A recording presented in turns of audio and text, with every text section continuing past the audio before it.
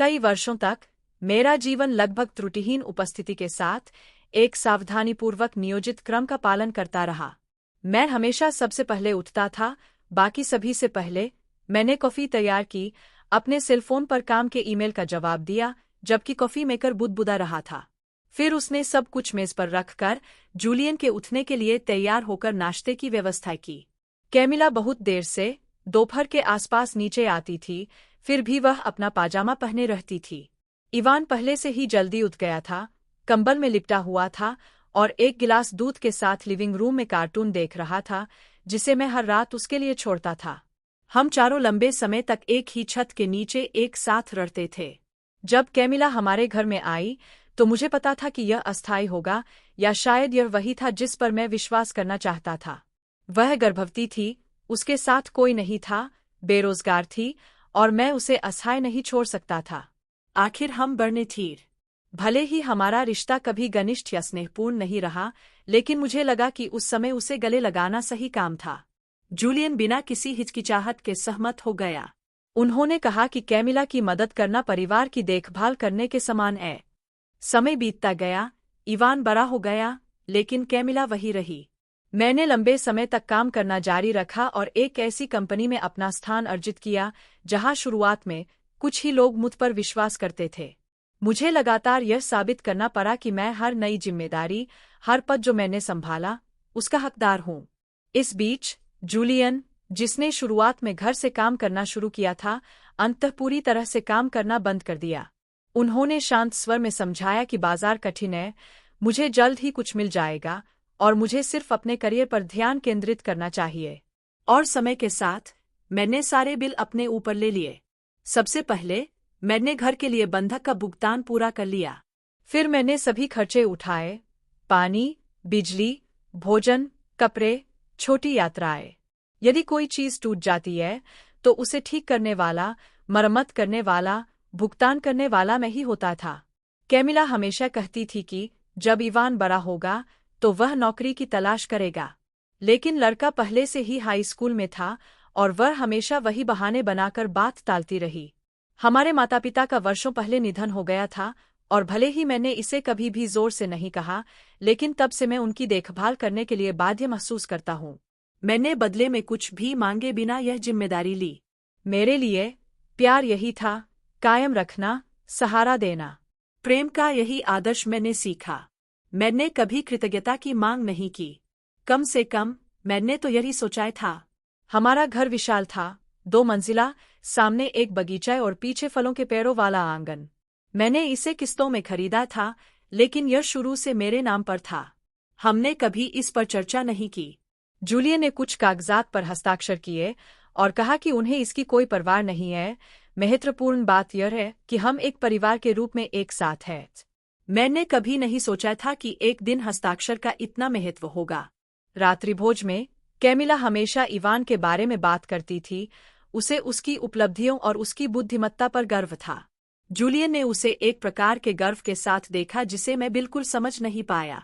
कभी कभी मैंने जूलियन को इवान को ऐसे भाव से देखते हुए देखा जिसकी व्याख्या करना कठिन था। मैंने इसे एक चाचा के विशिष्ट स्नेह के लिए जिम्मेदार ठहराया, कोई ऐसा व्यक्ति जो बच्चे पैदा करने में असमर्थ था, और मैंने इस स्नेह को एक करीबी बच्चे पर रखा। चिकित्सीय कारणों से मैं स्वयं मां नहीं बन सकी। इससे हमेशा दुख होता था, लेकिन मैंने इसे स्वीकार करना सीख लिया। जूलियन के लिए यह भी एक वास्तविकता थी, कम से कम उसने तो यही कहा था। इन वर्षों में बहुत सी चीजें समझ में नहीं आईं, लेकिन मैं बहुत गहराई से देखने से बचता रहा। जब आप किसी से प्यार करते हैं और बहुत मेहनत से कुछ बनाते हैं, तो आपकी नज़र उस चीज से हट जाना स्वाभाविक है जो सब कुछ नष्ट कर सकती है। आगे बढ़ने का यही मेरा तरीका था। इनकार करना मेरे आगे बढ़ने का तरीका था, लेकिन यह वह उपजाऊ मिट्टी भी थी जहां उनका विश्वासघात अंकुरित हुआ। मैं उस दिन को कभी नहीं भूलूंगा जब मैं काम से जल्दी घर पहुंचा और रसोई में जूलियन और कैमिला को बहुत करीब, अंतरंगता से हंसते हुए पाया। कैमिला ने हंसते हुए अपना सिर पीछे फेंक दिया और उसने उसकी ओर ऐसे देखा मानो वे दोनों ही वहां हों। जब उन्होंने मेरी उपस्थिति देखी तो उन्होंने अपना व्यवहार बदल दिया। उन्होंने प्राकृतिक होने का दिखावा किया। मैं भी चुप रहा। इसलिए नहीं कि मुझे समझ नहीं आया, बल्कि इसलिए क्योंकि मैं अभी भी उस चीज का सामना नहीं करना चाहता था जो मेरे सामने पहले से ही प्रकट होने लगी थी। जैसे जैसे समय बीतता गया वे दृश्य लगातार होते गए। फिर भी मैं हर सुबह निकलती थी, कंधे पर बैग, लाइन में लगे कपड़े, हाथ में कॉफी, उस दुनिया का सामना करने के लिए तैयार, जो उन लोगों से ज्यादा मेरा सम्मान करती थी जिनके साथ मैं घर साया करती थी। काम मेरा सुरक्षित आश्रय बन गया। वहां मेरी बात सुनी गई। वहां मेरी उपस्थिति प्रासंगिक थी। मुझे सक्षम, दृढ़ निश्चयी, मजबूत के रूप में पहचाना गया। यह मेरे जीवन का एकमात्र स्थान था जहां कोई भ्रम नहीं था। मैंने कभी लंबी छुट्टियां नहीं ली। सर्दियों में बस कुछ दिन, वसंत में कुछ और दिन। कैमिला ने कभी कभी सुझाव दिया कि मुझे और अधिक आराम करने की जरूरत है, लेकिन निर्णय का स्वर हमेशा छिपा रहता था। जूलियन ने अपने सेल फोन से नजरें हटाए बिना बस सिर हिलाया। मैंने शुद्ध आवश्यकता के कारण स्वयं को कार्य करने के लिए समर्पित कर दिया। अगर मैं रुका तो मेरे ही घर का बॉय मुझे कुचल देगा। हमारी 20वीं शादी की सालगिरह के लिए मैंने मेजपोश चुनने से लेकर मिठाई तक बहुत सावधानी से अकेले एक विशेष रात्रिभोज तैयार किया। जूलियन अपनी शर्त पर झुर्रियां और दाढ़ी नहीं बनाए हुए कमरे में आया। कैमिला नीचे चली गई जैसे कि यह कोई सामान्य रात हो। इवान ने मुझे उसी मुस्कान के साथ गले लगाया जो हमेशा मुझे बचाना चाहती थी। मैंने भी उन यादों और वर्षों के लिए आभार व्यक्त करते हुए उनका आभार व्यक्त किया। हमने टोस्ट बनाया। उस रात भी मैंने जूलियन से कोई विशेष बात नहीं सुनी। सब कुछ अपनी जगह पर था, लेकिन साथ ही कुछ अजीब भी था। मैं इस एहसास के साथ सोया कि जल्द ही कुछ टूट जाएगा, जैसे कि मेरे जीवन को सहारा देने वाले अदृश्य धागे टूटने वाले थे। और फिर भी मैंने कोई कार्रवाई नहीं की। मैं जानना नहीं चाहता था, मैं पुष्टि नहीं करना चाहता था। गहराई से यह पहले से ही स्पष्ट था। जो कुछ बचा था वह अंतिम पतन था, और यह मेरी कल्पना से भी जल्दी आएगा। वह स्थिति जो अस्थायी लग रही थी वह स्थायी हो गई। कैमिला जाने का कोई इरादा दिखाए बिना मेरे घर पर ही रुकी रही। हमेशा एक कारण था, इवान का स्कूल, अस्थिर अर्थव्यवस्था, दुख की अवधि, एक कठिन महीना। और मैं हर बात का समर्थन करता रहा, बिना सवाल किए, बिना स्पष्टीकरण मांगे। मुझे लगा कि यह मेरा दायित्व है। उनका मानना था कि जब आप प्यार करते हैं तो आप मांग नहीं करते हैं, आप जो देते हैं उसका हिसाब नहीं लगाते हैं, या जो मिलता है उसकी मांग नहीं करते हैं। काम के दौरान मेरे समर्पण ने मुझे एक प्रमुख स्थान पर पहुंचाया। मेरे विचारों और दक्षता को पहचाना गया, और बाजार के सबसे चुनौतीपूर्ण क्षणों में से एक में मुझे कंपनी में हिस्सेदारी की पेशकश की गई। प्रयास और दूरदर्शिता से मैंने अपना स्थान अर्जित किया। मैंने कभी इस बारे में हंगामा नहीं किया और नहीं घर पर इसका जिक्र किया। गुप्त रूप से नहीं, बल्कि इसलिए क्योंकि मैं जानता था कि वे नहीं समझेंगे।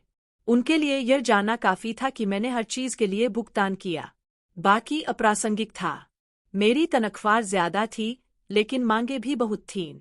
मैंने जो निर्णय लिए उनसे गलती नहीं हुई और सप्ताहांत पर भी दबाव मेरे साथ रहा। हालांकि घर के अंदर जड़ता हावी थी। जूलियन ने छत पर घंटों बिताए, हमेशा अपने सेलफोन के साथ, यह दावा करते हुए कि वह परियोजनाओं का विश्लेषण कर रहा था। मैंने उनमें से कोई भी कभी नहीं देखा है।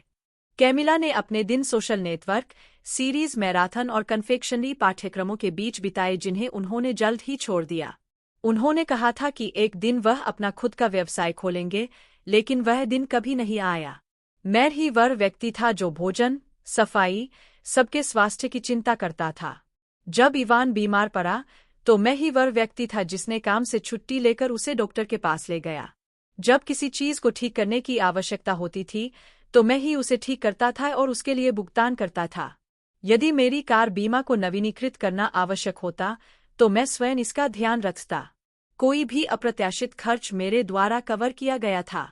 किसी ने नहीं पूछा कि पैसा कहाँ से आया, कोई मदद करने को तैयार नहीं था। किराने का बिल बढ़ता ही गया, लेकिन उससे भी कोई फर्क नहीं पड़ा। उसे याद नहीं आ रहा था कि आखिरी बार जूलियन ने किसी चीज के लिए कब भुगतान किया था। और जब भी मैंने सुझाव दिया कि कैमिला किसी तरह से योगदान दे सकती है तो उसने बुरी प्रतिक्रिया व्यक्त की। उसने कहा कि उसकी कोई आय नहीं है और उसने इवान को अकेले पालने में बहुत मेहनत की है। कभी कभी वह कहते थे कि मुझे अपनी राय देने का अधिकार नहीं है, क्योंकि मैं कभी मां नहीं बनी हूँ। मानो मेरी बांझपन ने मुझे जिम्मेदारियों को समझने में असमर्थ बना दिया हो। वे शब्द मुझे उससे कहीं अधिक आहत करते हैं, जितना मैंने बताया था। मेरी हालत एक मुख घाव थी जो वर्षों के इस्तीफे से ढका हुआ था। जूलियन और मैंने एक साथ इस दर्द का सामना किया, या कम से कम मेरा तो यही मानना था। उन्होंने कहा कि उन्हें कोई फर्क नहीं पड़ता, हमारा प्यार ही काफी था। मैं इस अनुपस्थिति के कारण कई रातों तक रोता रहा, लेकिन मैंने आगे बढ़ना सीख लिया। गोद लेने की संभावना पर कभी गंभीरता से विचार नहीं किया गया। जूलियन ने शुरू से ही इसे खारिज कर दिया। कैमिला, बदले में, इस बात पर जोर देना पसंद करती थी कि उसने अपनी जान दे दी है। जूलियन और इवान के बीच का बंधन हमेशा बहुत प्रगाढ़ रहा है। काफी समय तक मैं इसे एक अच्छी बात मानता रहा। मैंने कल्पना की कि क्योंकि हमारे बच्चे नहीं थे, जूलियन ने इवान को अपना स्नेह जमा करने के स्थान के रूप में देखा। वे पिता और पुत्र की तरह एक साथ खेलते थे, वे हंसते थे, वे एक दूसरे से मिलते जुलते थे। जो मिलीभगत से भरा हुआ लगता था, वे रेहे से छिपाते थे। मैंने उस पर कभी सवाल नहीं उठाया। मैं उन्हें करीब से देखना चाहूंगा। मैंने सोचा कि किसी तरह जीवन ने मुझे इसकी भरपाई कर दी है। स्नेह से भरा एक घर, भले ही पारंपरिक ढांचे के बाहर। कंपनी में मैं लगातार आगे बढ़ता गया। मैंने निवेशकों के साथ बैठकों में भाग लिया, अनुबंधों पर हस्ताक्षर किए, टीमों का नेतृत्व किया। मेरी उपस्थिति का सम्मान किया गया। कभी कभी डर भी लगता था। घर पर मैं बस एक उपयोगी, लगभग अदृश्य व्यक्ति थी, जिसकी उपस्थिति इतनी स्वाभाविक थी कि किसी ने ध्यान नहीं दिया। जब मेरे लिए कुछ सही होता था तो तालियां नहीं बजती थीं। अगर मुझे देर हो जाती तो कोई नहीं पूछता कि मेरा दिन कैसा रहा। जब उसने कहा कि वह थकी हुई है तो किसी ने कोई प्रतिक्रिया नहीं दी। अगर मैं बीमार हो जाता तो मैं अपने लिए चाय बनाता और बुखार वगैरह सब कुछ जारी रखता। एक रात मैं कार्यालय में मुद्दों को सुलझाने में देर तक रुका। जब मैं पहुंचा तो घर में सन्नाटा छा गया। मैं सीधे रसोई में गया। इस्तेमाल किए हुए गिलास अभी भी सिंक में थे, मेज पर बचा हुआ खाना था, रोशनी जल रही थी। ऊपर जाना। कैमिला के कमरे में, जब वह सो रही थी तब भी टीवी चालू था। जूलियन, मैं मुझसे उम्मीद नहीं कर रहा था। पहले से ही लेटे हुए, मैंने अपने सेलफोन पर अपनी उंगली घुमाई, बिना यह महसूस किए कि मुझे देर हो गई है, बिना थकान महसूस किए। इस तरह की उदासीनता नियम बन गई है। दिन-ब-दिन वजन बढ़ता गया। हर अनुपस्थिति, हर चूक, हर नजर जो मुझे ऐसे छूती थी जैसे मैं अदृश्य था। लेकिन मैं चुप रहा। मैंने खुद को आश्वस्त किया कि वयस्क होने का यही मतलब है, कि हर चीज हमेशा इनाम के साथ नहीं आती। उस प्यार के लिए धैर्य की भी आवश्यकता होती है। और वह धैर्य शायद सर्वोत्तम भाव था। लेकिन धैर्य की भी अपनी सीमा होती है। और विश्वास भी आत्म हो जाता है। जैसे जैसे समय बीतता गया, यह स्पष्ट हो गया कि मेरे बलिदानों का अब कोई मूल्य नहीं रह गया है। मैं उन्हें प्रदान करने के लिए अस्तित्व में था, और वे ऐसे रहते थे मानो सब कुछ मेरा दायित्व हो। एक दिन कैमिला मुझसे एक नए कोर्स के लिए पैसे मांगने आई। उसने यह स्वाभाविक रूप से किया। कृपया नहीं, कोई स्पष्टीकरण नहीं। जैसे कोई मेज से रुमाल उठा रहा हो, मानो मैं खोजे जाने वाला एक स्रोत मात्र हूँ। उस वक्त पैसों की वजह से कोई दिक्कत नहीं हुई। इस ठंडे एहसास से दुख हुआ कि मैं एक कार्यात्मक भूत बन गया था। उन्होंने मुझे नहीं देखा। उन्होंने मेरी बात नहीं सुनी। उन्होंने मुझे महसूस नहीं किया। पहनावा अचानक नहीं आया। वह धीरे से आया, पानी की तरह जो बिना रुके टपकता हुआ पत्थर को छेद देता है। और मैं चुप रहा, जबकि वे बिना किसी परिणाम के दुनिया के हल्केपन में तैर रहे थे। फिर भी मुझे अब भी विश्वास था। मुझे अब भी लगा कि प्यार और समर्पण ही काफी है। कि बाकी संदेह, लंबी चुप्पी, इशारे जिनका कोई मतलब नहीं था, सिर्फ शोर थे। मैं ऐसी महिला बनना चाहती थी जो भरोसा करती हो, जो अपना सेल फोन नहीं देखती हो, जो आधे अधूरे शब्दों की व्याख्या नहीं करती हो। मैंने वह महिला बनने का प्रयास किया क्योंकि मैं जानती थी कि अविश्वास क्या नष्ट कर सकता है।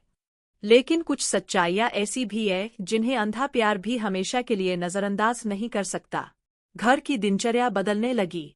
कैमिला और जूलियन अक्सर एक साथ बाहर जाने लगे, हमेशा अस्पष्ट बहाने के साथ। खरीदारी, बैंकिंग, कुछ ऐसा जो उन्हें इवान के लिए सुलझाना था। मैंने कोई विरोध नहीं किया। उसने बस सुना और सिर हिलाया। लेकिन संयोगों की आवृत्ति ने मुझे सतर्क रखा। एक दिन एक मीटिंग रद्द हो गई और मैं जल्दी पहुंच गया। मैं धीरे धीरे अंदर गया और भोजन कक्ष से हंसी की आवाज सुनी। मैं पास आया और दोनों को शराब का एक गिलास साया करते हुए पाया। बस उन्हें दृश्य अंतरंग विचलित करने वाला था। जब उन्होंने मुझे देखा तो उन्होंने अपना आश्चर्य छिपा लिया और तेजी से खड़े हो गए, जैसे किशोरों ने इस कृत्य में पकड़ा हो। जूलियन ने कहा कि वे सिर्फ समय बर्बाद कर रहे थे। कैमिला ने बताया कि उन्हें लगा कि मुझे अधिक समय लगेगा।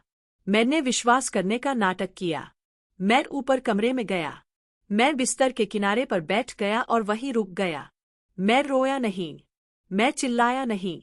मैंने बस उस रंगहीन, आकारहीन थकान को महसूस किया जो सीने में बसती है और धीरे धीरे फैलती जाती है। मैं ऊपर कमरे में गया। मैं बिस्तर के किनारे पर बैठ गया और वहीं रुक गया। मैं रोया नहीं। मैं चिल्लाया नहीं। मैंने बस उस रंगहीन, आकारहीन थकान को महसूस किया जो सीने में बसती है और धीरे धीरे फैलती जाती है। ने कहा कि वह तनावग्रस्त थी और उसे अपना दिमाग साफ करने की जरूरत थी। जूलियन ने आत्मीयता के साथ उसके कंधे पर अपना हाथ रखा जो बहुत देर तक कायम रहा। मैंने उन्हें किसी ऐसे व्यक्ति की दूरी से देखना शुरू किया जो पहले से ही जानता है, लेकिन उसके पास कोई सबूत नहीं है। उन लोगों से जो पहले से ही समझते हैं, लेकिन फिर भी महसूस करते हैं। जब इवान 13 साल का हुआ तो उन्होंने एक छोटा सा उत्सव मनाया। जूलियन ने केक का ऑर्डर दिया। कैमिला ने कमरा सजाया। उन्होंने उसके दोस्तों को बुलाया। मैं उपहार लेकर बाद में पहुंचा और मैंने इवान को जूलियन की बाहों में ऐसे दौड़ते देखा जैसे वह अपने पिता के सामने हो। निसंदेह मैंने भी उसे गले लगाया। लेकिन उस रात मैंने कुछ नया देखा। जिस तरह से जूलियन ने इवान को देखा, यह चाचा का स्नेह नहीं था। यह कुछ और ही था, और गहरा। मैंने उन टुकड़ों को एक साथ रखना शुरू कर दिया जो हमेशा मेरे सामने रहते थे। कई बार जूलियन ने कैमिला का पूरी ताकत से बचाव किया। जिस सहजता से इवान ने बिना किसी हिचकिचाहट के उसे बुलाया, उनके बीच स्वाभाविक, लगभग सहज संबंध सत्य अपरिहार्य ज्वार की भांति सामने आने लगा। मुझे उदारता से नहीं, बल्कि दायित्व से समर्थन मिला। उन्हें मेरी जरूरत थी जबकि मैं नहीं देख पाया कि वे वास्तव में कौन थे।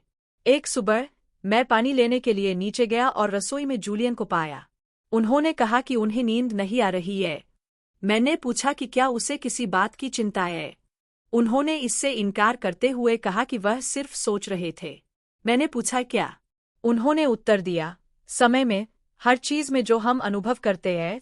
मैं चुपचाप उसे देखता रहा। उस पल वह अजनबी सा लग रहा था। एक आदमी जिसे मैं जानता था, प्यार करता था, उसका अनुसरण करता था। लेकिन अब उसने मुझे किसी ऐसे व्यक्ति की नज़र से देखा जो पहले ही जा चुका था। वहां कोई कोमलता नहीं थी, बस दूरी। मैं उसे गले लगाना चाहता था, लेकिन मैं ऐसा करने में सक्षम नहीं था। मैं घूमा और वापस कमरे में चला गया। मैं नहीं कह सकता कि मैंने वास्तव में उस पर विश्वास करना कब बंद कर दिया। कोई बड़ा विस्फोट नहीं हुआ। यह छोटी छोटी मौतों, बूंदों में विश्वासघात, बिना स्पष्टीकरण के इशारों का संचय था। निश्चितता मुझ पर बिजली की तरह नहीं गिरी। यह एक ऐसी हवा की तरह आई जो कभी नहीं रुकती। धीरे धीरे हमने जो कुछ भी मिलकर बनाया था उसे नष्ट कर रही है। फिर भी मैं चुप रहा। मैंने उनका सामना नहीं किया। मैं उनके सामने नहीं रोया। मैंने बस इंतजार किया, क्योंकि जो कोई चुपचाप प्रतीक्षा करता है वह कायर नहीं है। आप बस न गिरने के लिए ताकत इकट्ठा कर रहे हैं, या सिर्फ एक बार गिरने के लिए और अपनी जरूरत की हर चीज के साथ फिर से खड़े होने के लिए। उनका पतन मंगलवार को हुआ। आसमान में बादल छाए हुए थे और हवा में बारिश की गंध आ रही थी जो कभी नहीं आई थी। कार्यस्थल पर सब कुछ ठीक रहा। हमने एक महत्वपूर्ण समझौता किया। मुझे प्रशंसा मिली। मैंने यह महसूस करते हुए कार्यालय छोड़ दिया जैसे कि मेरे जीवन के एकमात्र हिस्से पर मेरा नियंत्रण है, जो अभी भी केवल मेरे लिए ही प्रतिक्रिया करता है। जब मैं घर पहुंचा तो मैंने जूलियन और कैमिला को लिविंग रूम में पास पास बैठे पाया। वे तनाव में थे। उन्होंने बात नहीं की, उन्होंने टीवी नहीं देखा, उन्होंने बस इंतजार किया। ऐसा लग रहा था जैसे उन्होंने उस पल का पूर्वाभ्यास किया हो। मैं शांति से पास आया, अपना बैग छोड़ा, अपने जूते उतारे और पूछा कि क्या कुछ गड़बड़ है। जूलियन ने मुझे बैठने के लिए कहा। आवाज बहुत तटस्थ थी। कैमिला ने अपनी निगाहें फर्श पर टिकी रखीं। इवान वहां नहीं था। उन्होंने शायद उसे किसी दोस्त के घर भेज दिया होगा। जूलियन ने सबसे पहले बात की। उन्होंने कहा कि कुछ ऐसा है जिसे उन्हें साझा करने की जरूरत है। कैमिला ने अपना मुंह नहीं खोला। वह पृष्ठभूमि में छाया की तरह गतिहीन था। जूलियन ने गहरी सांस ली और बोला। उन्होंने कहा कि वे सिर्फ जीजा साले नहीं थे, कि उनका रिश्ता पुराना था। यह सब कैमिला की गर्भावस्था से बहुत पहले शुरू हो गया था। और वह इवान उसका बेटा था। उसने बिना किसी झिझक के सब कुछ कहा, जैसे किसी ने अंततः बोझ उतार दिया हो। कैमिला ने बस अपना सिर हिलाया, मेरी ओर देखने का साहस नहीं किया। और मैं वहीं बैठा रहा। हवा भारी लग रही थी, रहस्योद्घाटन के कारण नहीं, जिसका मुझे पहले से ही आभास था, बल्कि जिस तरह से यह कहा गया था, उसके कारण। कोई पछतावा नहीं, कोई दर्द नहीं। मानो वे इस नतीजे पर पहुंच गए हों कि अब मुझे कोई फर्क नहीं पड़ता। मानो सत्य अब केवल एक तकनीकी बात बनकर रह गया है। और कहानी के इसी बिंदु पर, सत्य और मौन के बीच की इस खाई में, मैं आपसे जो अब तक यहाँ मेरे साथ रहे हैं, एक अनुरोध करता हूँ। यदि इस कहानी ने आपको प्रभावित किया है, यदि प्रत्येक पंक्ति को पढ़कर आपको कुछ महसूस हुआ है, तो वीडियो को लाइक करें और चैनल को सब्सक्राइब करें। क्योंकि इस तरह की हर स्क्रिप्ट के पीछे एक वास्तविक या संभावित कहानी होती है, जो आपकी, मेरी या आपके किसी जानने वाले की हो सकती है।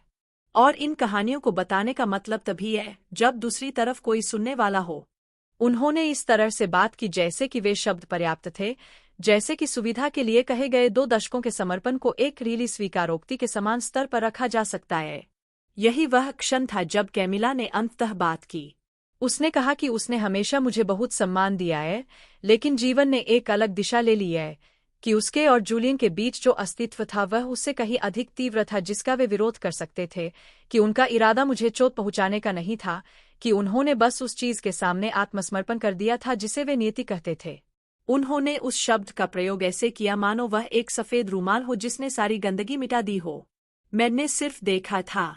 उनका मानना था कि मैं नष्ट हो गया हूं, कि मेरे करियर की अयूठी बर्बादी के साथ विश्वासघात का दर्द मुझे कुचल देगा। उन्होंने सोचा कि मैं बिना ताकत के, बिना प्रभाव के, बिना संसाधनों के हूं, और अब वे ही होंगे जिन्हें मेरी जरूरत है।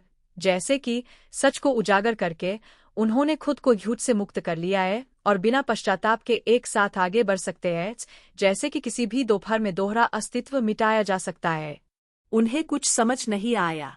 वे इस बात से अनजान थे कि मेरी नौकरी नहीं गई है। उन्हें इस बात का अंदाजा नहीं था कि कुछ हफ्ते पहले ही मैंने कंपनी का बहुसंख्यक शेयरधारक बनने के लिए एक समझौते पर हस्ताक्षर कर दिया था। मेरा स्पष्ट पतन, वास्तव में, किसी बड़ी चीज की दिशा में एक रणनीतिक कदम था। मेरी चुप्पी, दिनचर्या में मेरे बदलाव, लंबी बैठकें और बंद दरवाजे, वास्तव में, मेरे उत्थान के संकेत थे, मेरे पतन के नहीं। मैंने उन्हें बात करने दी। मैंने उन्हें नहीं टोका। मैंने खुद को सही ठहराने की कोशिश नहीं की, नहीं मैंने आंसू बहाए। जिस तूफान का उन्हें इंतजार था वो नहीं आया। मैं शांति से उठा, अपने कमरे में गया, दरवाजा बंद किया और खुद को आईने में देखा। मैं बहुत देर तक अपने ही प्रतिबिंब को देखता रहा, जैसे कोई आग के अवशेषों का विश्लेषण कर रहा हो। लेकिन मुझे राहत नहीं मिली, मुझे स्पष्टता मिली। और उस स्पष्टता से मुझे समझ आ गया कि मेरी कहानी की दिशा बदल गई है। मुझे उन्हें नष्ट करने की जरूरत नहीं थी, मैंने बदला नहीं लेना चाहा। मुझे बस हर चीज को उसकी सही जगह पर लौटाना था। और ठीक यही मैंने अगले दिन किया। मैं हमेशा की तरह जल्दी उठ गया।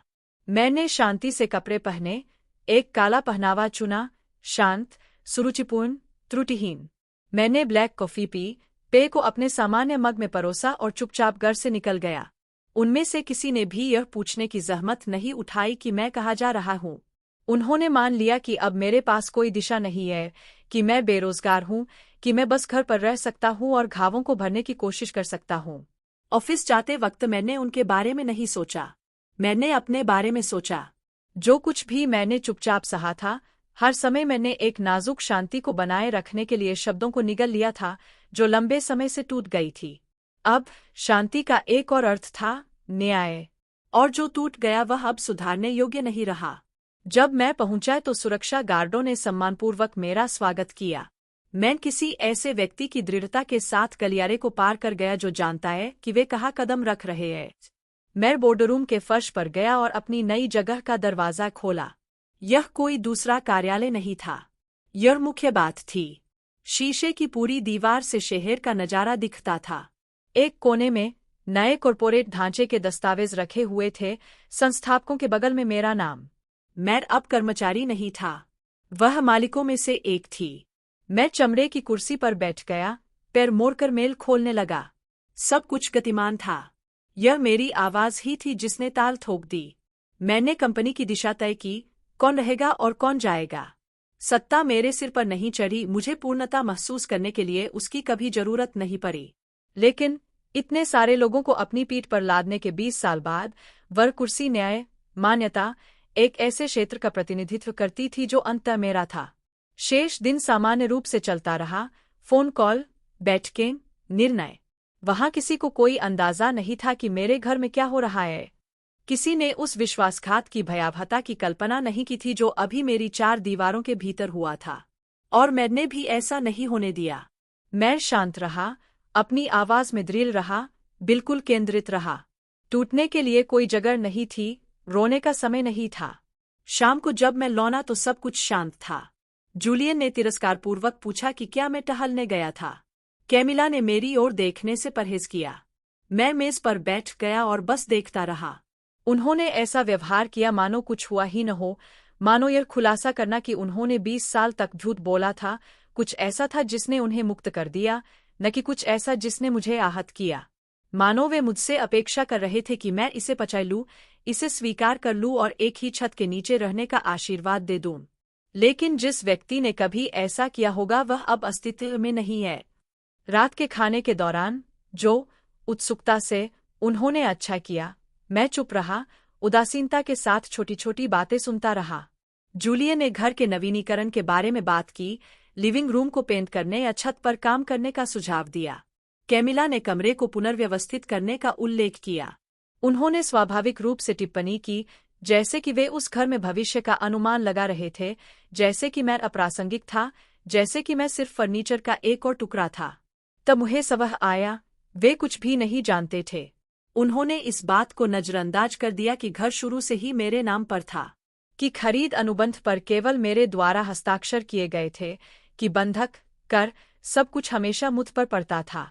वर्षों तक उन्होंने इसका आनंद लिया जैसे कि इसकी गारंटी थी। और चूंकि मैंने कभी कोई शुल्क नहीं लिया, इसलिए उन्होंने निष्कर्ष निकाला कि वे वहां हमेशा के लिए रह सकते हैं। रात के खाने के अंत में मैंने अपनी प्लेट इकट्ठी की। मैं उस रात चुप रहा, लेकिन मेरा निर्णय पहले ही हो चुका था। उन्होंने सोचा कि उन्होंने मेरा भेद खोलकर मुझे मुक्त कर दिया है। उन्हें इस बात का जरा भी एहसास नहीं था कि उस रहस्योद्घाटन के साथ उनका मुझ पर कोई नियंत्रण नहीं रह गया जिसकी उन्होंने अब भी कल्पना की थी। वह झूठ जो उनके आराम का समर्थन करता था, टूट गया था, और उसके बिना उनके पास कुछ भी नहीं बचा था। घर, कंपनी, नाम, सब कुछ पक्का रहा। वे अकेले थे जो घटनास्थल से चले गए, और उन्हें वास्तविकता के करीब आने का आभास भी नहीं हुआ। अगले दिन मैंने छुट्टी ले ली, थकान के कारण नहीं, बल्कि इसलिए कि जो आने वाला था उसकी तैयारी के लिए मैं समय और शांति चाहता था। मैं जल्दी उठा, कॉफी तैयार की, रसोई की मेज पर बैठ गया और दस्तावेजों की समीक्षा करने लगा। मैंने वह नीला फोल्डर निकाला जिसमें मैं हमेशा घर का दस्तावेज, रसीदें, अनुबंध, सभी कागजात जिनमें मेरा नाम और मेरे हस्ताक्षर थे, वह सब कुछ रखता था जो मैंने अपने लिए भुगतान किया था जब वे शांति से रह रहे थे। जबकि कैमिला अभी भी अपने स्नान वस्त्र में थी और जूलियन शेविंग कर रहा था जैसे कि कुछ भी नहीं बदला है, मैंने कुछ प्रतियां छापीं। मैंने एक शब्द भी नहीं कहा। अभी समय नहीं हुआ था। मैंने दस्तावेजों को मेज पर छोड़ दिया, एक गहरी सांस ली और पौधों को पानी देने के लिए बगीचे में चला गया। आसमान साफ था, लेकिन हवा ठंडी थी। मुझे यह विरोधाभास सुंदर लगा। यह बिल्कुल वैसा ही था जैसा मैंने महसूस किया था। दोपहर के भोजन के समय मैंने पूछा कि हम सब बाद में कमरे में रहेंगे। मैंने सुझाव नहीं दिया, मैंने निर्देश दिया। जूलियन ने उस सामान्य फीकी मुस्कान के साथ जवाब दिया जो उसकी चालाकियों को छुपाने के लिए इस्तेमाल की जाती थी। कैमिला ने बिना किसी भावना के सिर्फ सिर हिलाया। वे शांत थे, शायद यह कल्पना करते हुए कि मैं उन्हें माफ कर दूंगा, कि इतने वर्षों के सहअस्तित्व के बाद सब कुछ एक शर्मनाक समझौते से हल हो जाएगा। उन्होंने कभी नहीं समझा कि मुझे खोने का क्या मतलब है। उन्हें यह कभी समझ नहीं आया। दोपहर 5 बजे वे सोफे पर बैठे थे। मैं हाथ में फोल्डर लेकर उनके सामने खड़ा हो गया। मैंने प्रत्येक व्यक्ति को विलेख की एक प्रति दी। मैंने उनसे ध्यान से पढ़ने को कहा। पहले तो उन्हें समझ नहीं आया। जूलियन ने त्योरियां चयाते हुए इसे शांति से पढ़ा। कैमिला ने केवल तभी दिलचस्पी दिखाई जब उसे वह अनुभाग मिला जिसमें कहा गया था कि संपत्ति मेरा विशेष कब्जा था, बिना सहमालिकों के, बिना साझाकरण के। उस घर का हर इंच मेरा था। कमरे में एक अदृश्य गैस की तरह सन्नाटा छा गया, जिसे नजरअंदाज करना असंभव था।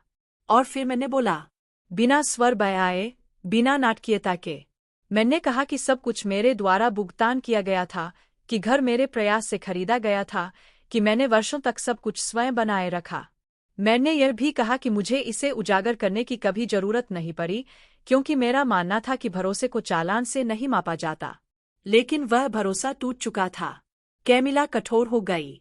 जूलियन पीला पड़ गया। पहली बार मैंने उन्हें पीड़ितों के रूप में नहीं, बल्कि बेपर्दा जालसाजों के रूप में असुरक्षित देखा। मैंने कहा कि अगले कुछ हफ्तों में मैं अपने जीवन को पुनर्गठित करूंगा। मुझे जगह, हवा, गरिमा की आवश्यकता है, और उन्हें रहने के लिए दूसरी जगह ढूंढनी होगी।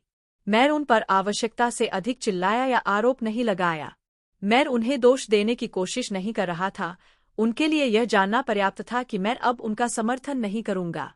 मेरे खर्च पर आराम का समय खत्म हो गया था। कैमिला ने कांपते हुए पूछा कि क्या मैं उन्हें बाहर रख रहा हूं। मैंने उत्तर दिया नहीं।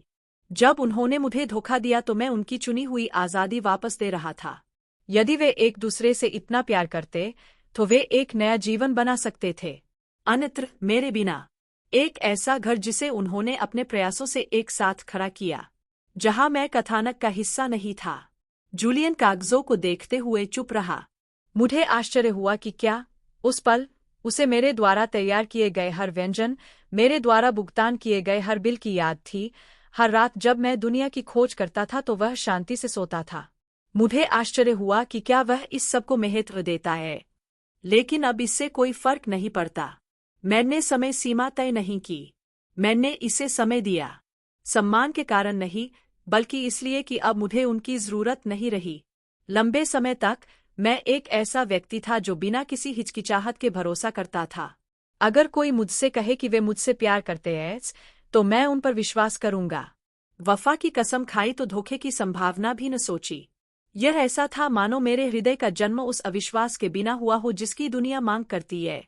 और यह ऐसा था, इस लगभग भोले समर्पण के साथ, कि मैंने अपने जीवन के दो सबसे गहरे प्यारों के लिए दरवाज़ा खोल दिया। मेरी बहन और वह आदमी जिसके साथ मैंने सपने साया किए, मेरे सिर पर एक छत और भविष्य के लिए योजनाएं। मेरी बहन मेरी विश्वासपात्र, मेरी अर्धांगिनी थी। हम साथ साथ चलते हुए, तूफानों और हंसी-मजाक से गुजरते हुए बड़े हुए। जहां तक उसकी बात है, वह मेरा सड़क साथी था, जिसके साथ मुझे विश्वास था कि मुझे जीवन का सामना करने के लिए आदर्श साझेदारी मिल गई है। मैंने कभी नहीं सोचा था कि वे दो लोग जिनसे मैं सबसे अधिक प्यार करता था, मेरे द्वारा अब तक महसूस किए गए सबसे बड़े दर्द के नायक बन सकते हैं। मैंने छोटे छोटे बदलाव, लगभग अदृश्य विवरण देखना शुरू कर दिया, जिन्हें केवल वे लोग ही नोटिस कर पाते हैं जो वास्तव में प्यार करते हैं। एक नज़र का आदान प्रदान बहुत तेजी से हुआ, एक खराब तरीके से तैयार किया गया बहाना, एक ऐसी अनुपस्थिति जो उचित नहीं थी। मेरा दिल, जो हमेशा इतना भरोसेमंद रहा था, ऐसी सच्चाइयां फुसफुसाने लगा जिन्हें मेरी बुद्धि ने स्वीकार करने से इनकार कर दिया। जब तक एक दिन सबूत ने खुद को इतनी ताकत से थोप नहीं दिया कि बचने का कोई रास्ता नहीं रह गया।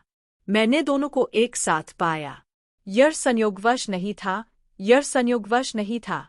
यह ऐसा था मानो ब्रह्मांड चाहता हो कि मैं अपनी आंखों से वही देखूं जो मेरी आत्मा पहले से ही जानती थी।